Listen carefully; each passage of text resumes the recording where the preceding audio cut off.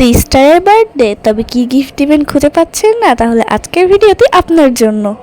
সবসময় যে জিনিস কিনে তারপরে গিফট দিতে হবে বিষয়টা এমন না, নিজের হাতে বানিয়েও কিছু গিফট দেওয়া যায়। তো আজকে আমি আমার সিস্টারের জন্য একটা কেক বানাবো। প্রথমে আমি একটা পেপার রোলকে সাইজ মতো কেটে নিয়েছি এবং নিচে একটা কাগজ লাগিয়ে দিয়েছি। এখন আমি রেড কালার ক্লে নিয়ে নিচ্ছি। আজকের কেকের ডিজাইনটা আমি red, white and black colour clay দিয়ে করব।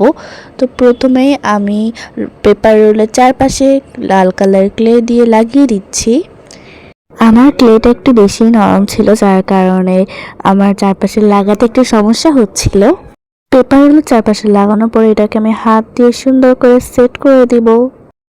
এখন আমি হোয়াইট কালার ক্লে নিয়ে লম্বা করে শেপ দিয়ে দিচ্ছি আর তারপরে কেকের চারপাশে লাগিয়ে দিচ্ছি। এই যে আমার লাগানো শেষ। এখন আমি ক্লে টুলসের সাহায্যে ডিজাইন করে দিচ্ছি। তারপরে আমি একটা চাঁদার সাহায্যে ডিজাইনগুলোকে আরেকটু ঠিক করে নিচ্ছি, যাতে ডিজাইনটা একটু সুন্দর দেখা যায়।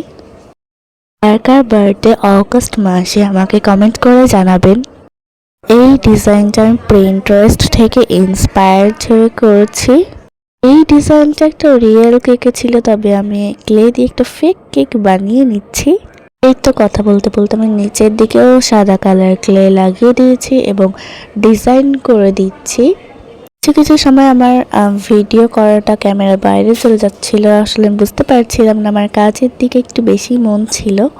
ওইভাবে আমি এই পাশেও চাঁদা দিয়ে ডিজাইনটাকে সেট করে নিচ্ছি। ক্যামেরায় আসলে বোঝা যাচ্ছিল না ডিজাইনটা, যে আসলে আমি কি ডিজাইন করেছি। এরপরে আমি ব্ল্যাক কালার ক্লে নিয়ে লম্বা শেপ দিয়ে হোয়াইট কালারের ডিজাইনের মাঝখানে ঢেউ ঢেউ ডিজাইন করে দিব। আমি এই বার্থডে গিফট আইডিয়া নিয়ে আরও একটা ভিডিও বানিয়েছিলাম, ওইখানেও আমি এরকমই সেম একটা কেকই বানিয়েছিলাম। আপনারা যদি আমার আগের বার্থডে গিফট ভিডিওটা না দেখে থাকেন তাহলে এখনই গিয়ে দেখে আসুন। এরপরে আমি ক্লে টুলসের সাহায্যে ভিতরে আরও কিছু দাগ দাগ ডিজাইন করে দিচ্ছি।